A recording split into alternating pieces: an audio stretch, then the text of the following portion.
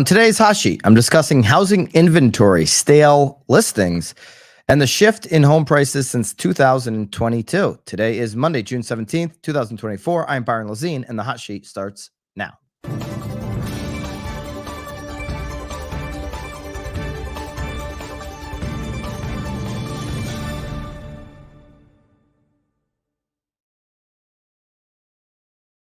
Welcome into today's Hot Sheet as we kick off a new week here on this Monday. It's the only show on the internet that gives you a live 24-hour look back on the housing market and the state of it. We do this every single Monday through Thursday, 9:30 on the East, 6:30 on the West. If you're new to the Hot Sheet, let me know in the live chat. Also, let me know which market you're tuning in from. If you're not new, you know the drill. Hit the thumbs up, and let's get into it as we do every single Monday. Let's go into this inventory update. We're looking for more inventory in this market. With that is going to come some other considerations. We're wishing for more inventory. We've been wishing for more inventory since mid-2020. And really, we probably should have been wishing for more inventory even early 2020. I'll tell you why here in just a second. But we've been hoping and really waiting for that moment where we get more inventory. Well, when that moment hits, you are seeing it in some markets. There are other things that come with that. There are unseen consequences or, unseen ripple effects in the market when you get an increase in inventory. You get something called what Redfin calls stale listings. We're going to talk about that here in segment 2. What is a stale listing? How many of them are out there? Certain markets are experiencing different conversations with sellers when homes are sitting on the market or when homes are 2 weeks into the market even.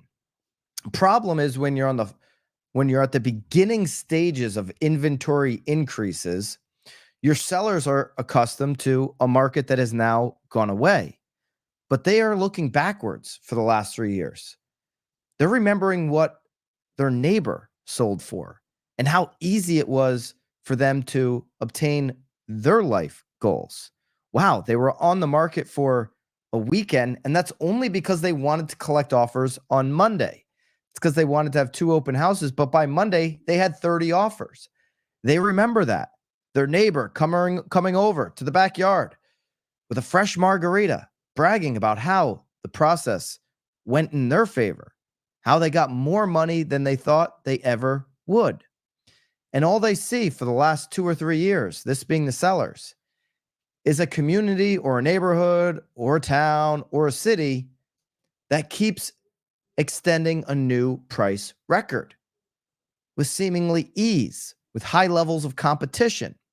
And so when today's seller goes on the market, they expect that. But we know it's a different market. And so there's going to be a transition time here as inventory continues to get to a healthier place. We're still low historically. I'm not saying that this is to the levels that we want this ultimately to come down to. But as these start to increase, we're going to have conversations that are different than the last 2 or 3 years. As we continue to see weeks like we saw last week, where we got almost 9,000 new active listings according to Altos research. We went from 611,000 to 620,000. That's 38% more than last year. Okay, last year at this time, we were at 451,000. It's a huge increase year over year. Damn near 200,000 active listings on the market more than last year, 38% more. This is the peak, not only this year, but the inventory peak for the last 2 years, okay? Not only the last 2 years, but the last 3 years. We're above any point in 2022, any point in 2021, any point in 2023, and we're at any week now, probably 2 weeks, we'll be crossing over where we were in inventory for 2020. The question is, will we see more inventory in the coming couple of months than we saw at the highest peak in 2020? As we entered 2020, we only had 763,000 homes on the market.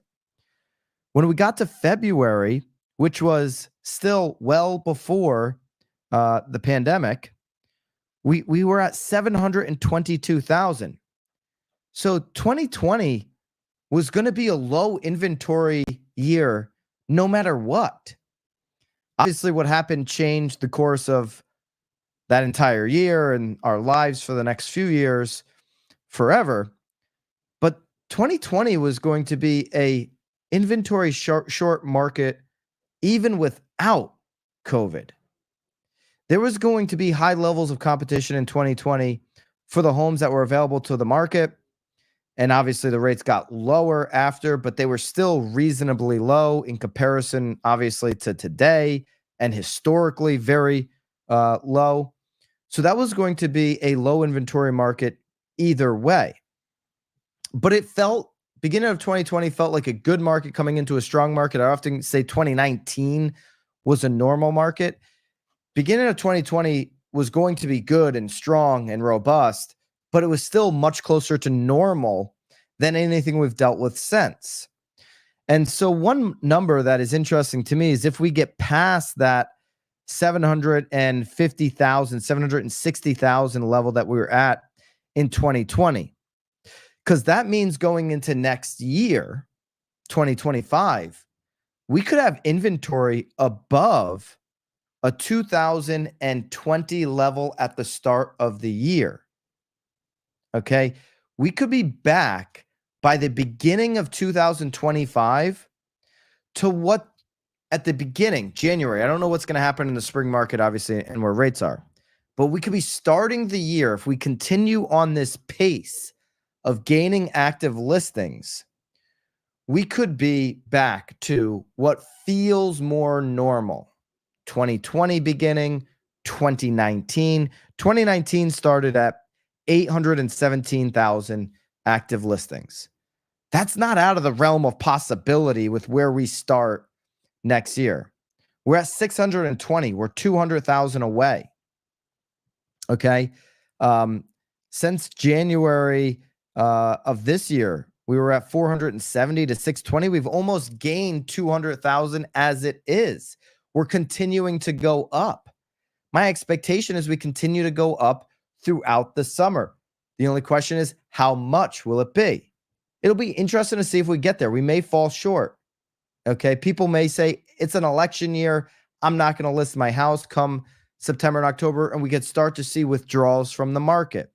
We could start to see pauses on the market. We know what happens after November, December comes, and everybody decides to pause.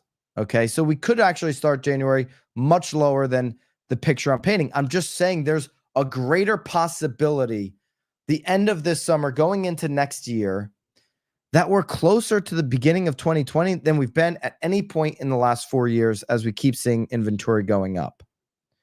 It'll depend on this number. How many new listings are we going to get? Are we going to keep middling about, yes, above 2023, but below 2022 new listing levels? 2022, when the rate shock hit, you saw people say, I'm moving now. I'm getting this to the market now before everything adjusts.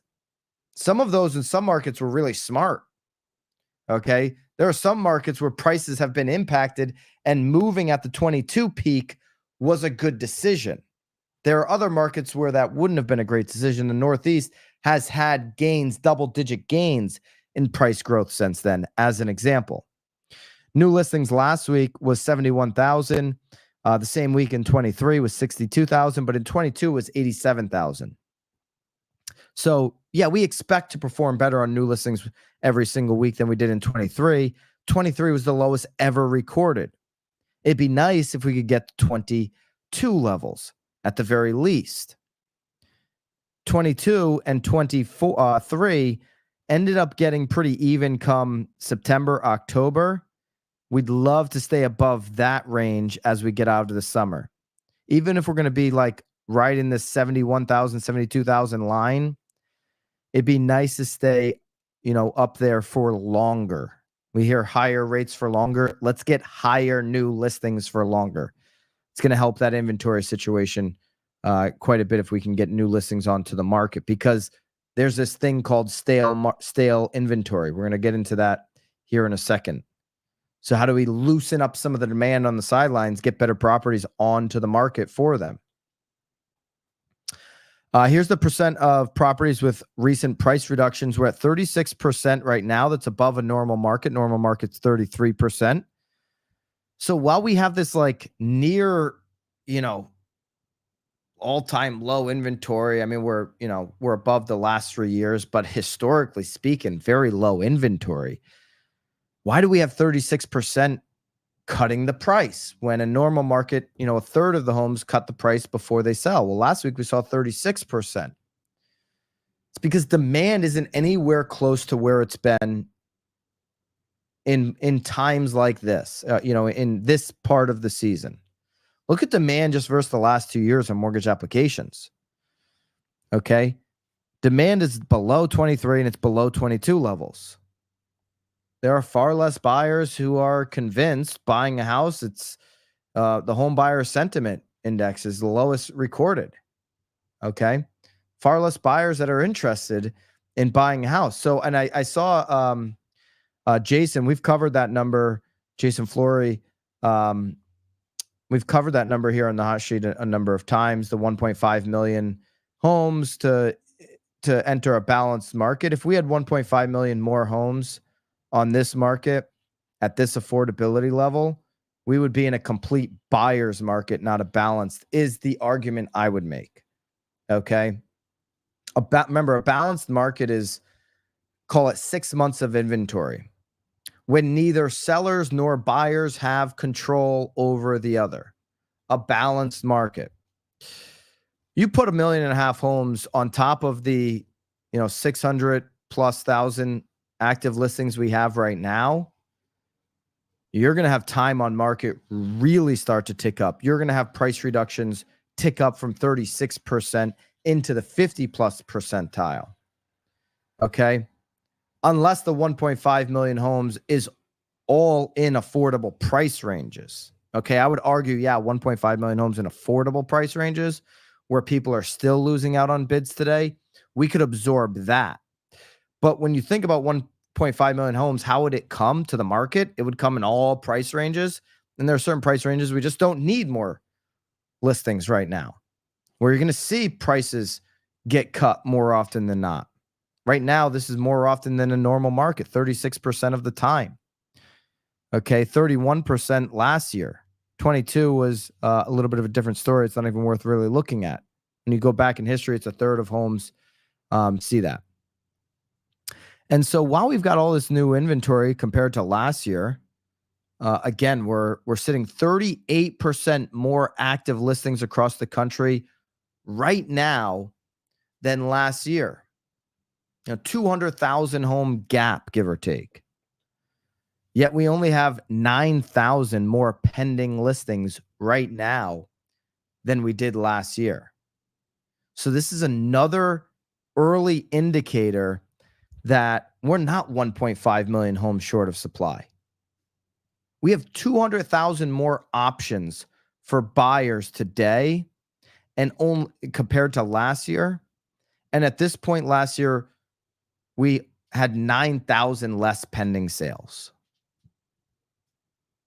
So is that demand really going to absorb 1.5? Of course not. If you put it all in the lower price point, it'd get absorbed for sure. But we know that's not a reality. Okay. So 395,000 pending homes versus 386 last year, 452 at the same point in 22. We're still operating through a real estate recession when it comes to pending sales and actual home sales. The end of this week, Friday, existing home sales come out. So we'll cover that on Monday. Next Monday is going to be a really stocked up show here on the hot sheet. Hit subscribe, by the way, if you've never done that. We do this every single Monday through Thursday, 9:30 on the East, 6:30 on the West. Hit subscribe if you're on YouTube. Love for you to leave a review if you listen to the replays on Apple or Spotify. Appreciate you listening over there as well to the replays each and every single day. What is a stale listing? That's what Redfin is calling now more than 3 in 5 home listings across the country. They're calling them stale as record high cost dampen demand. Okay, so this is in line with, hey, there are more homes sitting on the market now for more than 30 days. That's what they're classifying as a stale listing. Everything has a shelf life. I think Wonder Bread's probably in 60-day time frame, but if you go get organic bread, it's going to be like 24 hours. It's going to be gone. It's going to be hard as a rock. You have to throw it away. I always wonder what Wonder Bread does. Why do they have such a long shelf life? There are listings right now that are sitting on the market for 30 days or more, and Redfin's calling them stale. I'd argue you know your market best. There are going to be some markets that you're not even going to talk about a price adjustment for 45 to 60 days. I remember rule of thumb back in the high inventory days were like, we're not even going to talk about it for 45 to 60 days. Okay, we're going to go out at the right price. We're going to have a plan that we execute over the next 6 weeks. And then over the 45-day mark to 60-day mark, we're going to identify a price adjustment that fits the market. We're going to tweak any marketing that we need to, maybe first photo, etc. And we're going to go back and introduce a new price to the market. Redfin's take is anything over 30 days is a stale listing. Now, I tend to agree with them today because we're coming out of 3+ years where every single homeowner, every single seller has seen the same story over and over and over again. It's that neighbor coming through the backyard with a marg in his hand saying, you wouldn't believe how quickly my home sold. We've got a couple more weeks left because they actually gave us 100,000 more than we wanted for our home, and we're leaving in 2 weeks. It's been nice knowing you. And all the sellers coming to the market now have been conditioned to hear that story over and over and over again the last 2 or 3 years. So it's no surprise that when they go through 3 weekends, they're freaking out. Never mind 30 days. When you have 2 or 3 open houses, they're like, why don't we have an offer? I just heard 6 months ago, 30. I just heard 12 months ago, 50 offers. We don't have an offer. We had somebody who was thinking about an offer. We've had 7 showings, 3 open houses, and we don't have anything in hand. How could that be? But we're starting to get to, or in some markets, it's already here, where we're experiencing a normal time on market. It doesn't mean if you've got the experience to pull back from, even 7 years ago, 10 years ago, 12 years ago, how comfortable you were and other sellers and how comfortable you as a listing agent were talking to sellers about, hey, don't worry, man. No problem. We can still get full price. We can be on the market 4 weeks and get full price.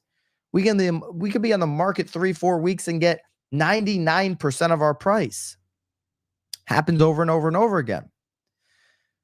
But right now, as they're ripping the Band-Aid off of the last market, entering the new market, you're going to have to preempt that conversation.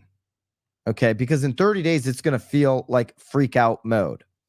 And so I would say in 30 days, you probably are stale just based off of not only the conditioning from where the sellers are at, but from where buyers are at. They're not used to seeing a home for 30 days. Doesn't mean it's wrong. Doesn't mean you won't hit the number. They're just not used to it. That's why I talk about picking the price that's going to sell this weekend, not 10 weekends ago, is critical when you're going onto the market right now. So Zillow reports homes that are sitting on the market for like 30 days without going under contract is a stale market. There are more than 3 in 5, so 61%, 62% really, of homes that were on the market in May had been listed for at least 30 days without going on contract. That's up from 60% 1 year earlier and roughly 50% 2 years earlier. I like those numbers, okay, because I can go back and show a seller like, hey, this actually is the number where it was last year, and it's only going up. Okay, all that data is inside of your BAMX show notes. If you need to copy and paste this and send this to a seller who's thinking about 30-day listings, 62% of homes listed in May were there. 60-day listings now. Homes on the market for 60 days. That's 2 out of 5.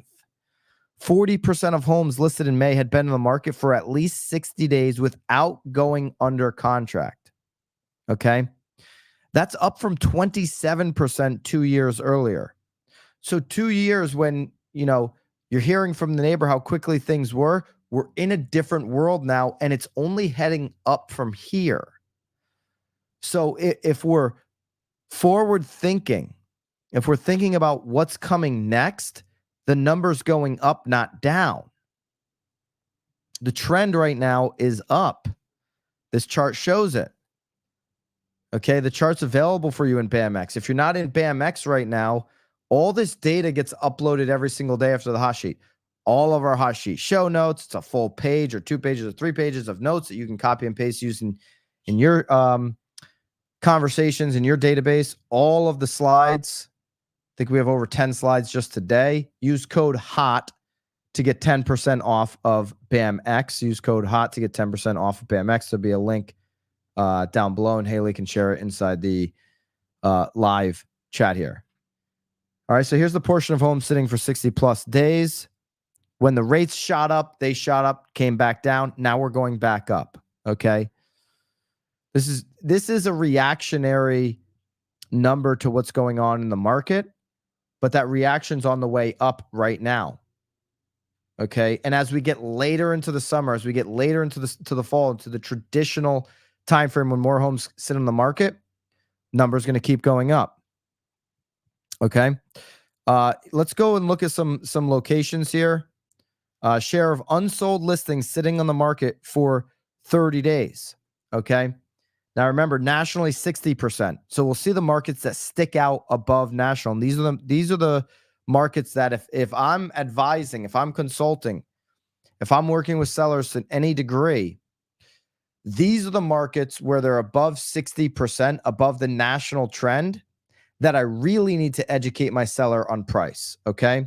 It's not Dallas. Dallas is in line nationally at 60%, but it is Fort Lauderdale. 75.5% of the homes are on the market longer than 30 days. Tampa is at 69%. Jacksonville's at 69%. Florida's getting hit with the inventory harder than anywhere else in the country right now. If I'm a Florida broker, agent, team leader, what have you, I got to be having conversations about how to sell in the weekends coming up, these summer months, which are harder to sell anyway in Florida, than what's happened in the past. And you're going to be on the market real quick for 30 days if you don't go out at the right price. Fort Worth just a tick over nationally at 62. Orlando's now at 67. San Antonio is at 68. San Antonio's had high inventory for a while. West Palm at 75%. Do we think prices are going up or down in Fort Lauderdale?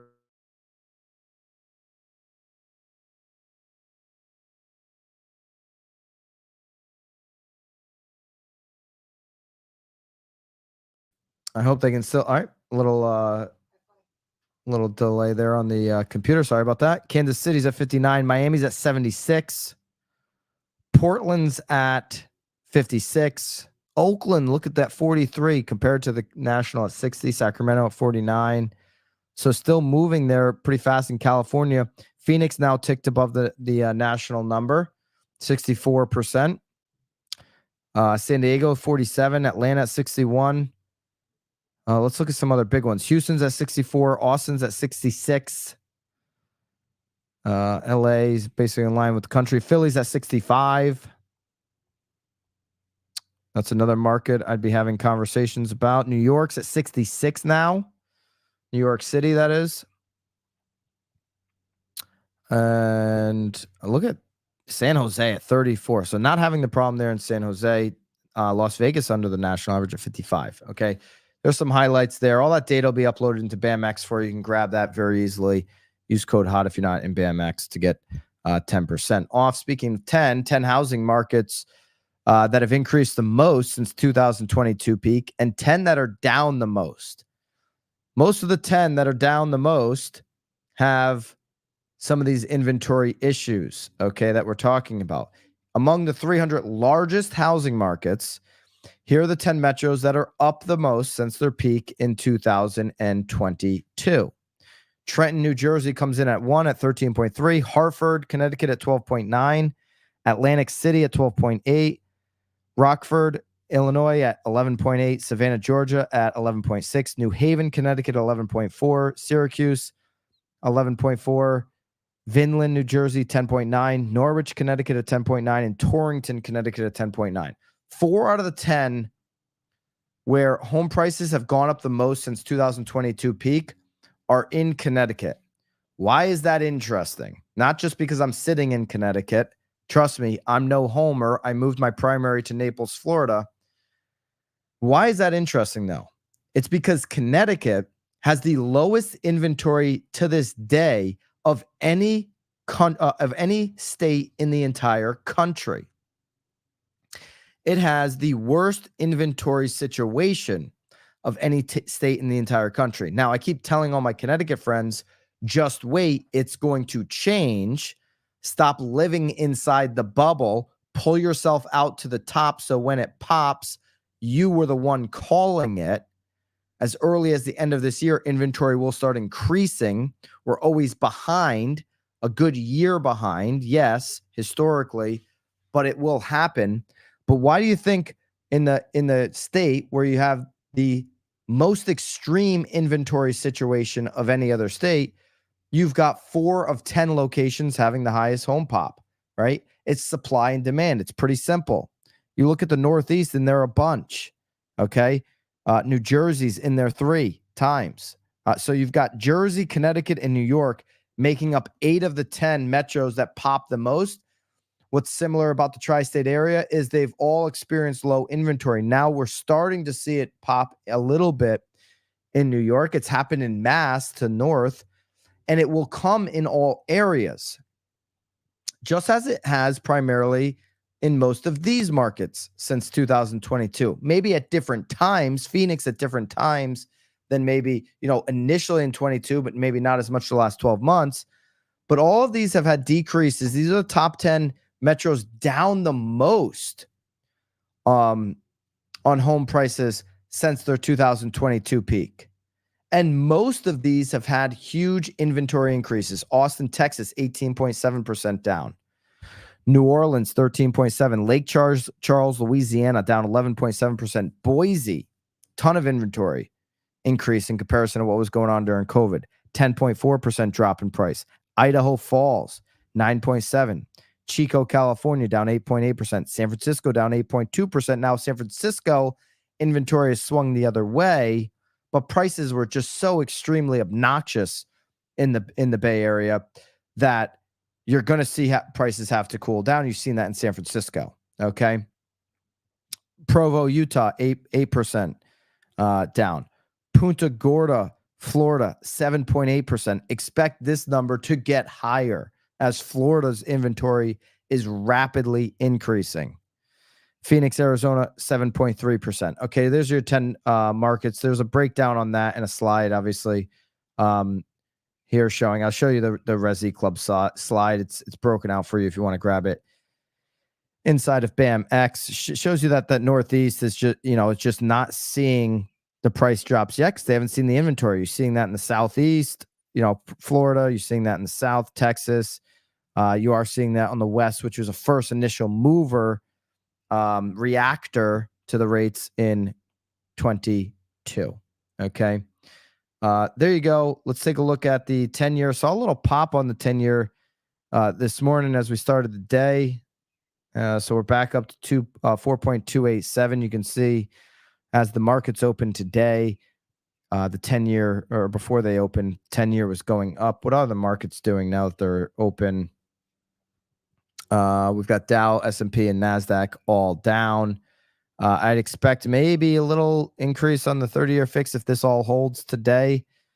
We were at 6.99 heading into the weekend. We had a Walmart 7%er there the last 3 days of the week, Wednesday, Thursday, Friday, 698, 697, 699. You could imagine us popping up just over 7 with how we've started the week. We'll keep our eye on that throughout the week and see what happens.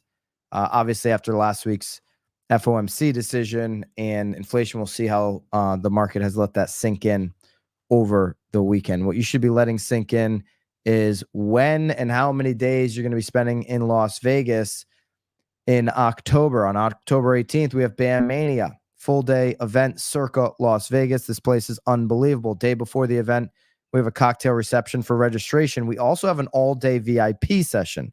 Both VIP as well as main event ticket prices are at the early bird pricing stage. Yes, that low number you see there on the screen is the early bird pricing. If you're a BAMX member, you get 25% off the lowest price. So another reason to get into BAMX right now, you can carve 25% off of that price using your personal discount code. Jump on there today. Early bird pricing is due to end here shortly, as tickets have already been selling to BAMX members and non-BAMX members getting ready for the biggest event of the year, Circa Las Vegas. That venue, if you look it up, is going to blow your mind. The speaker list we've released some of, not all of, so far. And I promise you this will be an event like no other to get ready to be that agent of change going into the new world in real estate. All right. Hope everybody has a great start to the week. I will see you back here tomorrow, 9:30 on the 6:30 on the West. Until then, of course, toodaloo.